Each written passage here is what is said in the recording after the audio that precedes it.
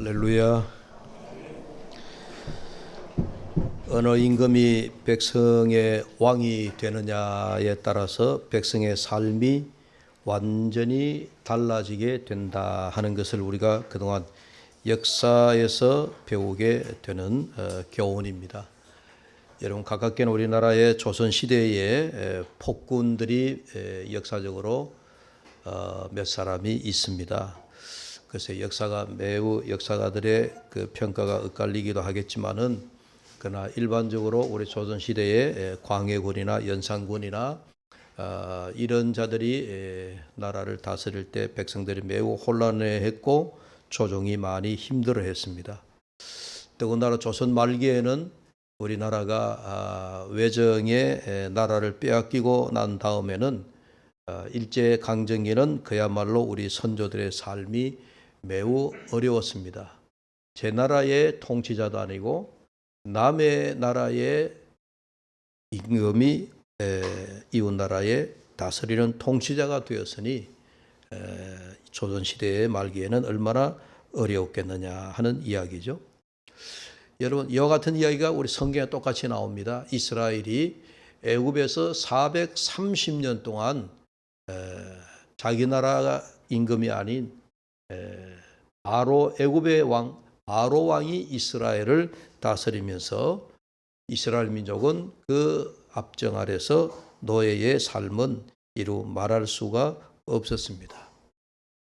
그런 내용들이 우리가 출애굽기에 시작하면서부터 바로와에 대한 이야기가 나오게 됩니다. 우리가 영적으로 생각해 보면 이 땅의 왕이 아니라 영적으로 사탄이 왕 노릇하는 세계가 된다면은 우리가 사탄, 즉 죄의 종이 되고 죄의 노예가 되고 죄의 백성이 되어서 우리의 삶은 말할 수 없이 어려워질 것입니다.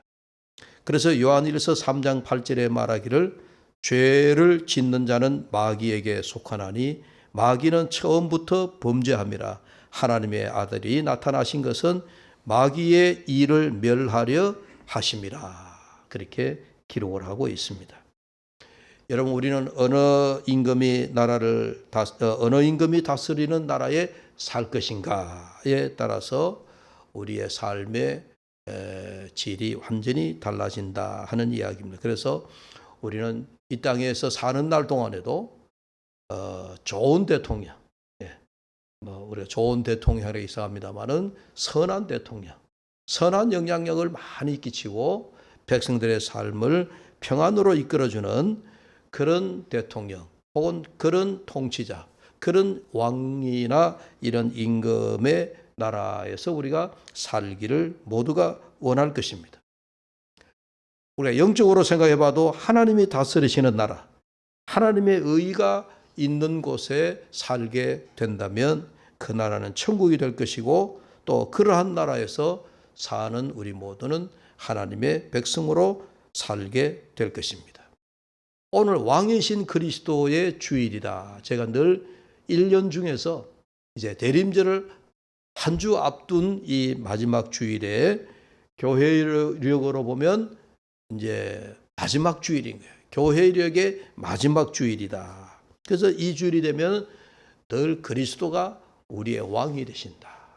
하나님이 우리의 왕이시다 하는 것을 우리가 한번 살펴보고 또 우리가 마음으로 또 신앙으로 고백하는 주일이 되어야 되겠다 하는 그런 측면에서 늘 이 마지막 주일이 되면 우리의 왕이신 하나님 또 우리의 왕이신 그리스도에 대한 주제로 제가 말씀을 드리게 됩니다.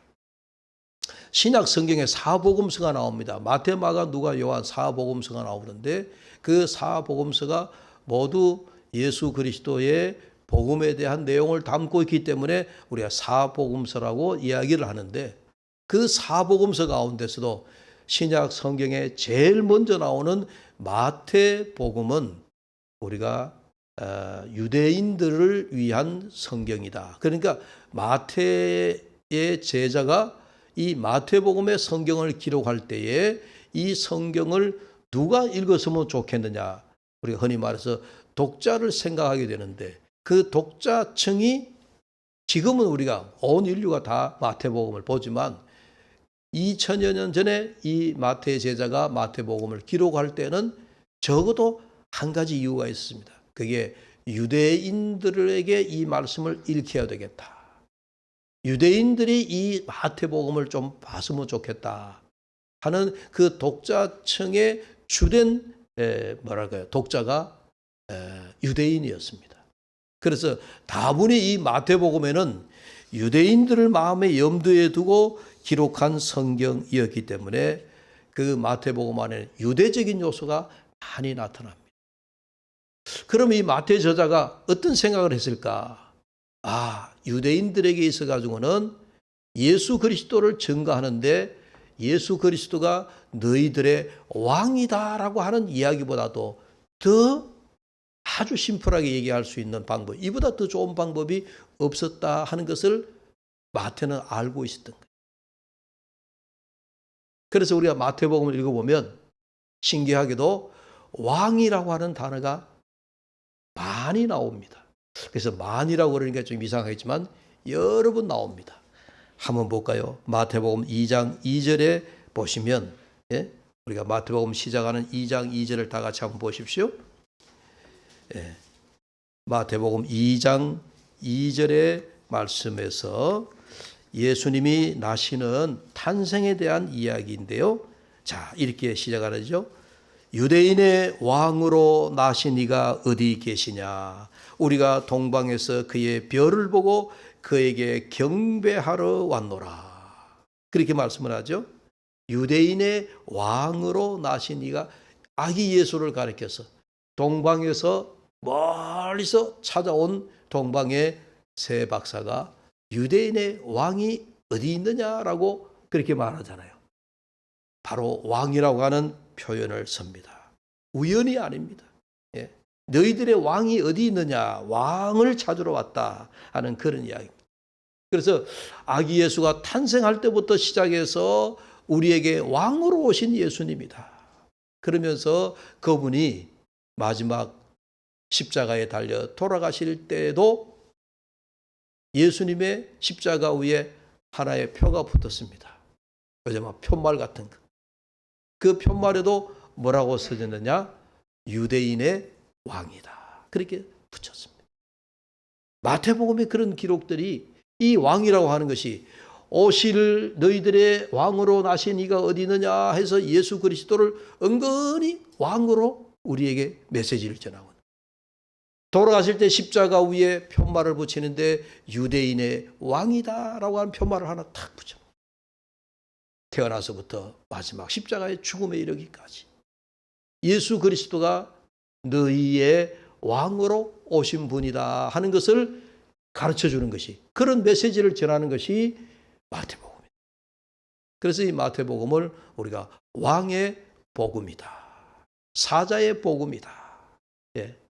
동물로 비유하면 사자의, 동물 중에 최고의 동물인 사자의 복음이다. 그렇게 왕의 복음을 우리에게 전해주고 있다 하는 얘기입니다.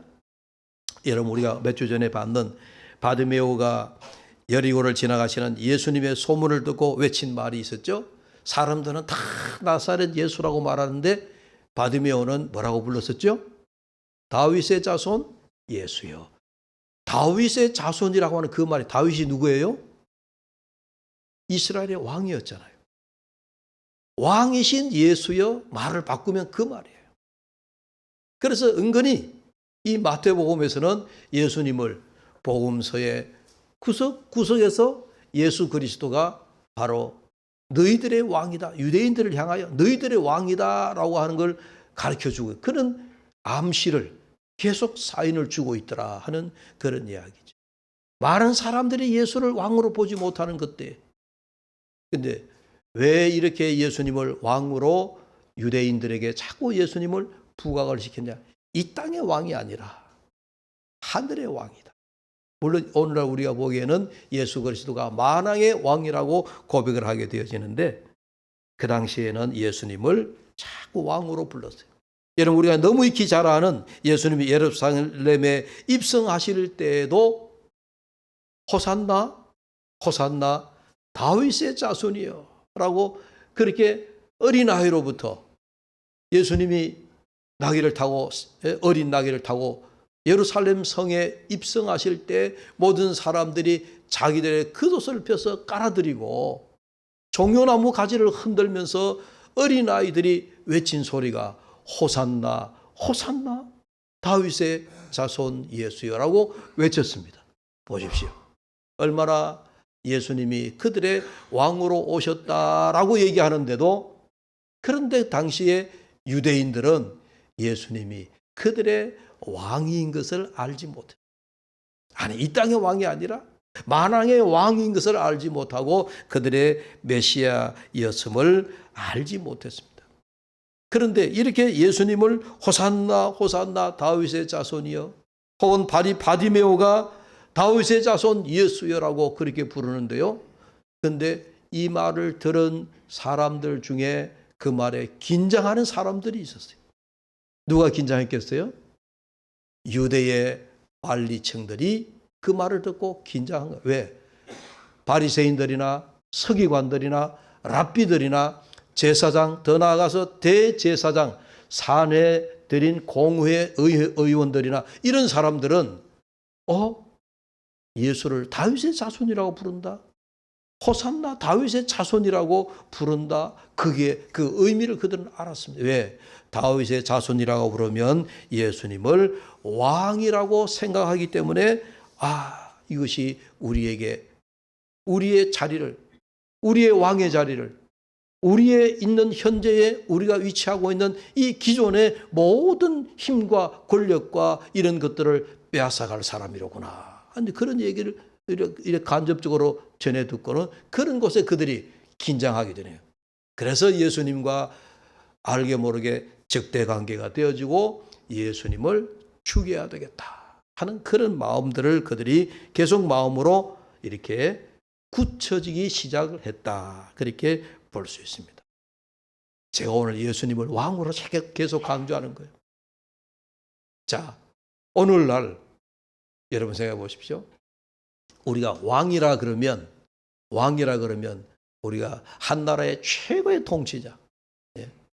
오늘날에는 이제 우리가 어떤 그 민주사회니까 왕이라고 하는 개념이 조금 우리가 많이 이제 희석이 돼요.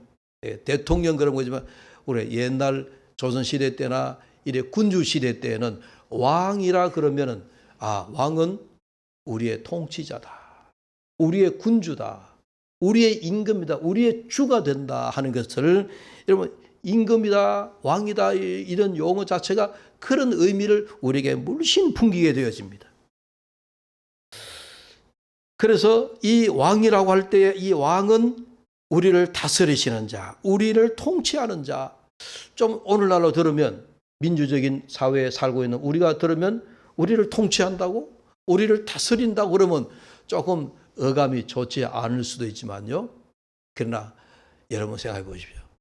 우리 한 나라의 대통령을 세우더라도 그 대통령이 국민들의 마음을 평안하게 하고 국민들의 경제를 안정되게 만들고, 소위 말해서 우리가 나라를 안정 가운데에 나라를 잘 지키고 평안하게 경제적으로 잘 살게 해주는 대통령이 좋아요, 안 좋아요? 그런 대통령이 좋잖아요. 싸우고 위기감을 만들고 경제적으로 폭망하게 만들고 그런 대통령 그러면 우리는 다 싫어하잖아요. 싫어하면 심지어 우리가 끌어내리기도 하고 막 그러는데, 옛날의 임금의 개념은 조금 다르죠. 어쨌든 우리가 이런 좋은 임금, 좋은 왕이 등극하면은 백성들의 삶이 평안하다는 거예요. 반대로 폭군의 임금이 등장하면 그 폭군의 임금이 그 왕좌에서 내려올 때까지 백성들의 삶이 피폐해진다. 오늘 우리가 예수님을 왕으로 여긴다라고 하는 것, 예수님을 왕으로 우리가 고백한다라고 하는 것은 우리가 영적으로 하나님 앞에 정말 우리의 삶을, 예수님이 우리의 왕이 되십시오, 예수님이 우리의 만왕의 왕이 되셔서 우리를 다스려 주십시오라고 하는 그런 고백을 한다는 것은 내 삶의 모든 것을 다 주인에게 맡깁니다. 여러분, 우리의 삶을, 우리의 전 인생을, 나의 모든 것을 그분께 맡길 정도의 그분이 우리의 임금이 되십니까? 하나님을 정말 나의 왕으로, 나의 주인으로, 예수 그리스도를 내 모든 생을 다 그분에게 맡겨도 나는 하나도 아까울 것이 없고 하나도 후회될 것이 없다. 여러분 그렇게 믿어집니까?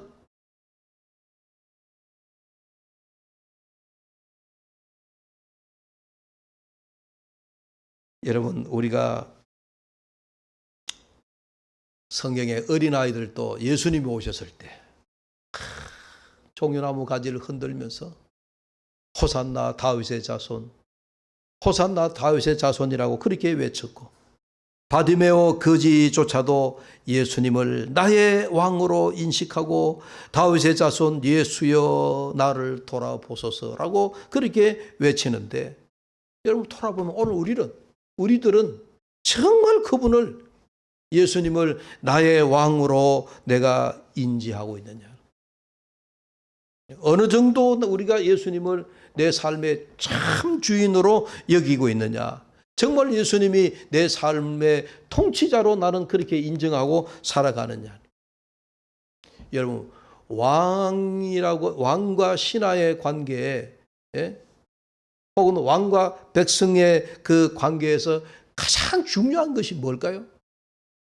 신하가 임금에게 바쳐야 할 것은 우리가 옛날에 충성, 그죠? 충이라고 하는 게 있죠.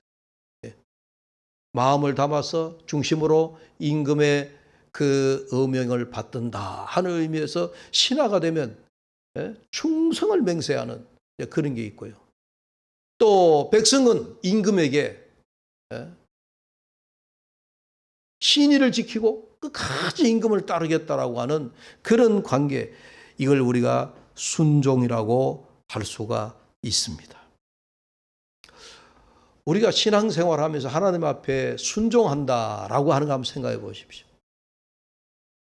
여러분 우리가 언제 하나님 앞에 순종하죠?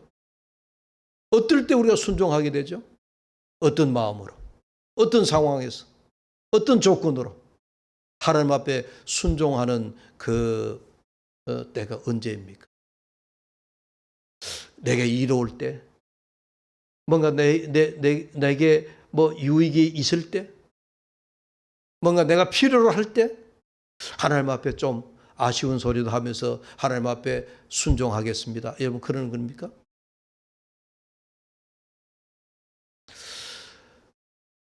참 이 순종이라는 게 우리가 단어는 알아요. 뜻은 알아요. 의미도 알아요. 신앙생활 하면서 우리가 순종해야 된다 하는 것도 너무 잘 알아요. 근데요, 제가 신앙생활 하면서, 아니 목회를 하면서 저 자신부터도 그렇고요, 우리 교우들이 하나님 앞에 순종을 몰라서 순종 안 하는 것이 아니고 정말 순종이 안 될 때가 있어요. 아니, 어쩌면 불순종이 더 많아요. 저는 한번 여러 번 제가 얘기했을 것 같은데, 저는 신학교하고 목회를 안 하겠다고 제가, 그러니까 하나님 편에 보면 제가 도망간 거예요. 나 신학교 졸업해 보니까 나는 목회가, 나는 도저히 자신도 없고 정말 내가 하나님 앞에 내가 충성하면서 내 목숨 바쳐서 목회할 수 없겠다 하는 그런 생각이 들어가지고 교육전사 하면서 훈련을 받으면서 신학교를 딱 졸업하고요. 졸업하고 제가 서울로 도망갔잖아요. 서울 도망가서 여러분 가끔 그런 얘기 하죠.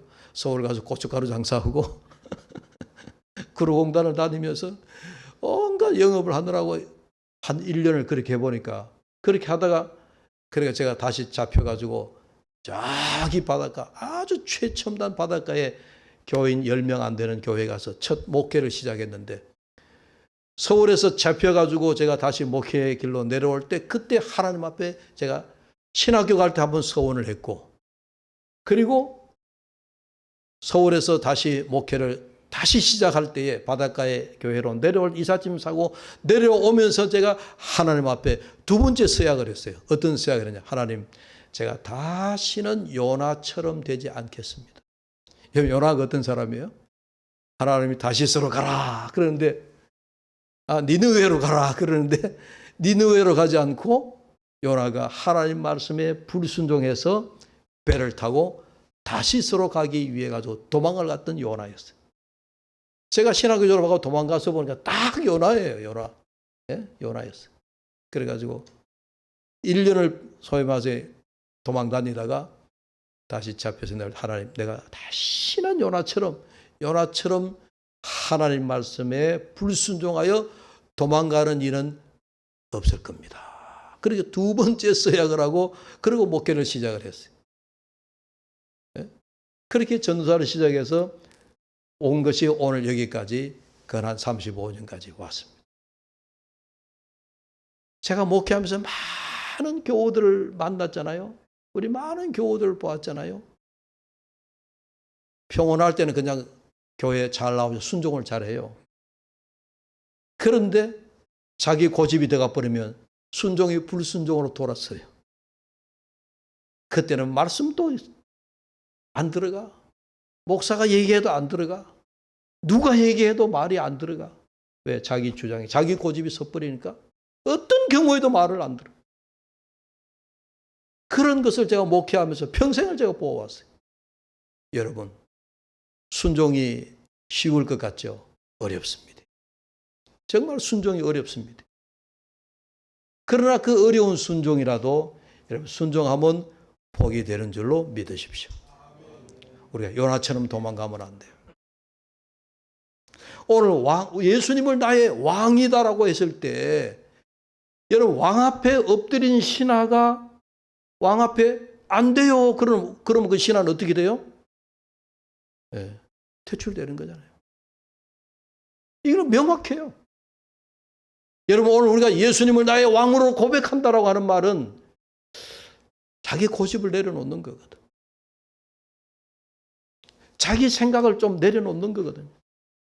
자기 주장을 내려놓고 자기 고집을 내려놓는 것이 그게 신하예요.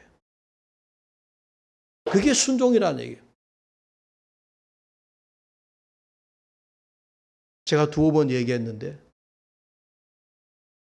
우리 박능철 집사님 예를 들어 죄송합니다. 집사님이 계셔가지고 1년에 성경을 5독, 6독 제일 처음에 우리 교회가 성경을 100독하자라고 얘기를 하고 난 다음에 우리 집사님이 거룩한 부담을 안고 성경을 새벽마다 읽어서 그래서 1년에 다독을 하신 거예요. 집사님의 고백이에요. 목사님 성경을 내가 7번, 10번, 20번 읽어도 내용은 잘 모르겠어요. 그런데 성경을 읽고 나니까 딱 하나님의 마음에 주시는 감동이 순종입니다 라고 한 단어가 남는다는 거예요. 여러분 그 공감되는 말씀 아니에요? 성경 말씀 잘 몰라도 괜찮아요. 아니 성경을 1등을 못 하셔도 괜찮아요. 목사의 설교를 듣고 또 성경 한 줄을 보더라도 아 이게 하나님이 원하시는 순종이구나. 그게 신하가 왕에게 가지는 여러분 마음의 기분이다. 순종이라는. 오늘 우리가 예수님을 나의 왕으로 모신다라고 우리가 고백하고서도 맨날 자기 마음대로 살아버려요. 자기 고집대로 살아버려요. 자기 생각대로 가버려요. 그러면 그건 순종이 아니잖아요. 여러분 순종이라는 개념을 여러분 제대로 아셔야 돼요. 요나 얘기를 했습니다만 요나가 그랬습니다. 하나님께서 니느웨로 가서 니느웨에 가서 하나님의 말씀을 선포하라라고 얘기를 하는데 요나가 생각해 니느웨는 유대 민족의 원수 나라예요. 원수가 망하고 원수가 멸하고 원수가 없어져야 원수가 안 돼야 내 마음이 좋은데 하나님께서 그 원수의 나라 니느웨 성에 가서 이 백성에게 하나의 복음을 전하라고 그러니까 요나 선지자가 어때요? 나하고 원수 나라인데 나하고 원수 사람들인데 니느웨 사람들이 얼마나 악독했는지 그들이 유대 백성들에게 얼마나 악독하게 했는지를 니느웨 선지자가 너무 잘 알기 때문에 하나님 나 그 성에 갈 수 없습니다. 그거였거든요. 그래서 니느웨가 도망간 거예요. 하나님의 말씀을 들었지만은 그 말씀 듣지 않고 못 들은 걸로 하고 배 밑창에 들어가서 도망갔단 말이에요. 하나님이 하시면은 요나 선지자를 끝까지 잡아다가 다시 니느웨 성으로 보내시겠지만은 그건 하나님이 하실 일이고요. 우리가 해야 할 일은 하나님 앞에 하나님의 말씀을 듣는 순종이 오늘 예수 그리스도를 하나님을 나의 왕으로 나의 주인으로 영접하는 모시고 살아가는 그 마음에 우리가 첫걸음 마음이다 하는 것을 여러분들이 믿으시기를 바랍니다. 우리가 그렇습니다. 여전히 예수를 믿고 교회 와서 예배도 드리고 신앙생활을 하지만은 여러분 내가 내 주인이 되어 있다면은 우리는 아직 예수님을 나의 왕으로 우리는 인정하지 않고 사는 겁니다. 예.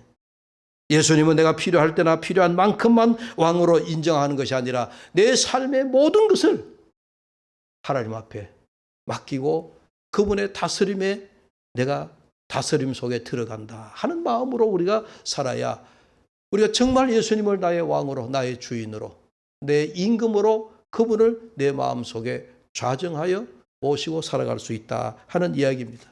그러므로 여러분 내가 주인이 아니라 누가 주인이라고요? 하나님이 주인이시다 라고 하는 것을 여러분 그 하나님을 나의 왕으로 나의 주인으로 섬기는 그 다스릴 자가 하나님이라고 고백하는 그 첫걸음이 여러분 따라합시다. 순종이다. 하나님 앞에 절대 순종하시다. 자, 오늘 마지막 말씀 시편 140편 본문의 1, 2절을 다시 한번 봅니다. 왕이신 나의 하나님, 내가 주를 높이고 영원히 주의 이름을 송축하리이다. 여러분, 왕이신 나의 하나님, 오늘 이 시편의 기자의 고백이 저와 우리 모든 교우들의 고백이 될 수 있기를 주의 이름으로 축복합니다. 하나님이 나의 왕이심을 고백하며 그분을 내 삶의 주인으로 정말 주인의 의미 아시죠? 내가 주인이 아니에요. 하나님이 주인이다라고 하는 그런 마음으로 여러분의 시간도 주인이 원하시는 대로, 여러분의 재정도 주인이 원하시는 대로, 여러분의 삶도 심지어는 내 목숨까지도 주인이 원하시는 곳에 우리가 서여질 수 있도록 고백하는 저와 여러분 되시기를 주의 이름으로 축복합니다. 기도하겠습니다. 하나님 아버지, 오늘 말씀은 너무 명확합니다. 하나님이 나의 왕이심을 고백하는 우리의 삶이 내가 주인이 아니라 주인 되시는 하나님의 말씀에 순종으로 나아가는 길임을 다시 깨달아 하나님 부디 우리의 생각을 내려놓고 우리의 고집을 내려놓고 내 주장을 내려놓고 하나님이 원하시는 하나님의 귀한 뜻을 쫓아 살아가는 저희들이 되도록 우리 모든 교우들을 하나님 은혜 주시고 축복하여 주시옵소서. 예수님의 이름으로 기도하옵나이다. 아멘.